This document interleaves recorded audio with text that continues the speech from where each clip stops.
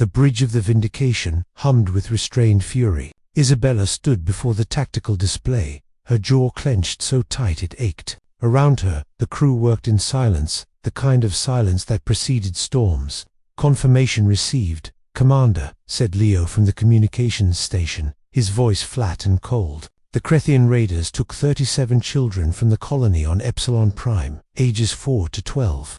Isabella's enocellus whitened as she gripped the edge of the console. In her 15 years of service, she'd seen war, treachery, and genocide. But this was different. The Krethians had crossed a line that humanity had drawn in blood and fire across 1,000 worlds, never touched the children.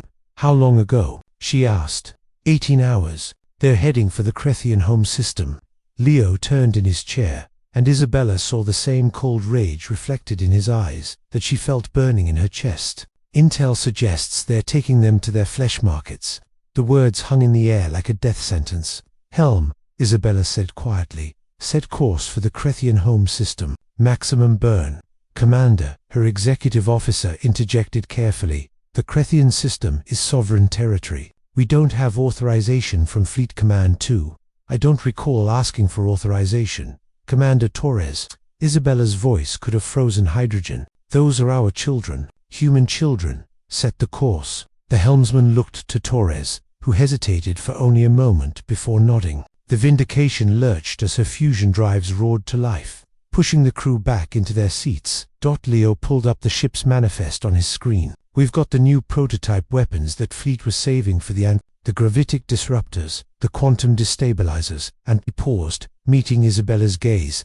"The planet crackers." "Good," Isabella said. "Prepare them all." The Krethian High Council received the transmission 6 hours later. Isabella's face filled their screens human, with that peculiar intensity that their species possessed, eyes that seemed to see straight through the quantum foam of reality itself.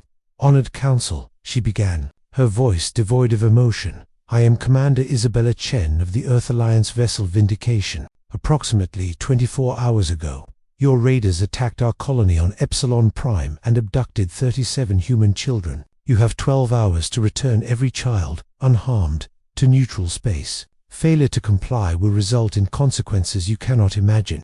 Council Leader Vreth clicked his mandibles in amusement. "One ship threatens our entire civilization. Humans are even more arrogant than we believed." The transmission continued. "I want to be very clear about something," Isabella said. And now there was something in her voice, something that made even Vreth's gills flutter nervously. "We humans have rules of engagement. We have treaties, laws, diplomatic protocols. We follow them religiously. But we also have one absolute rule, written not in documents but in our very DNA. Harm our children, and nothing in this universe will save you." The transmission ended. Vreth laughed, a gurgling sound. "Ignore it. One human warship means nothing." But his intelligence officer, a younger Krethian named Slix, was studying the data streams from their deep space sensors. "Counselor, that's not a standard warship. That's a Retribution-class destroyer. There the ship's humans only deploy when what?" Vreth snapped. Slix's face paled to a sickly green. "When they've decided an entire species needs to be taught a lesson." 11 hours and 53 minutes later, the Vindication dropped out of hyperspace at the edge of the Krethian system. She wasn't alone. Leo's voice cracked slightly as he read the sensor returns. "Commander, I'm reading 342 human warships. They've come from every sector. Multiple fleets have abandoned their positions to get here." Isabella allowed herself a grim smile. "Someone hurt our children. Leo, did you expect humanity to do anything else?" The communication channels exploded with traffic. Every human captain wanted the same thing, but Isabella had been the first on scene, and by the ancient traditions of humanity's warriors, this was her operation. "Attention Krethian government," she broadcast on all frequencies. "You now have 7 minutes to comply with our demands. This is your final warning." The response came from Vreth himself. "We are a sovereign species. You cannot threaten us on our own world." "The Galactic Council will." "The Galactic Council," Isabella interrupted, "just issued an emergency declaration. As of 6 minutes ago, Earth Alliance vessels are authorized to use any and all means necessary to retrieve the abducted children. It seems that even species who don't particularly like humans remember what happened to the last civilization that harmed our young." "Do you know what happened to the Drexian Empire?" Counselor Vrith Silence. They don't exist anymore. Isabella continued softly. Not a single Drexian lives in this galaxy, because they thought human children would make good slaves. We turned their 6 planets into asteroid fields and hunted down every colony ship, every outpost, every individual Drexian in the universe. It took us 40 years. We never stopped. We never forgot. And we never forgave. Leo was watching the tactical display. Commander, the Krethian military is mobilizing. 400 ships forming a defensive perimeter around their homeworld. Isabella looked at the clock. 4 minutes remaining. In the Krethian capital, Slix burst into Vreth's chamber. Sir, please, give them back the children. The humans have enough firepower to sterilize our entire system. We will not bow to threats. Vreth roared. Slix grabbed his superior by the Gilzen Act. That would normally mean execution. Sir, they're not threatening. They're promising, please. At the 3-minute mark, something changed in the Krethian response. A single shuttle launched from their homeworld, broadcasting surrender codes. Commander, Leo reported, his voice tight with emotion. They're bringing the children. All medical scans show they're alive and they haven't been harmed yet. Isabella closed her eyes briefly. Have our medical team standing by. I want those children checked by our best doctors.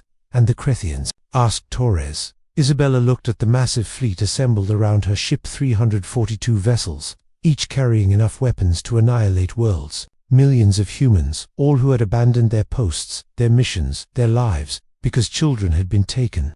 The children returned safely. We leave, she said, but we leave them with a message. When the children were confirmed safe aboard the Vindication, Isabella made one final transmission to the Krethian homeworld. You came very close to extinction today, she said. Remember this moment. Remember that when you touched human children, 300 human warships appeared in your sky within hours. Remember that we were willing to turn your entire civilization into cosmic dust. And remember that we still are. If any Krethian ever harms a human child again, if your species even looks at our young wrong, we will return. And next time, we won't give you a deadline. We'll simply arrive, and you'll simply cease to exist. She leaned closer to the camera. You hurt human children. Today, we showed mercy. There will not be a second chance. Farewell, Krethian Empire, and pray to whatever gods you worship that our paths never cross again. The human fleet vanished into hyperspace, leaving the Krethians staring at empty sky.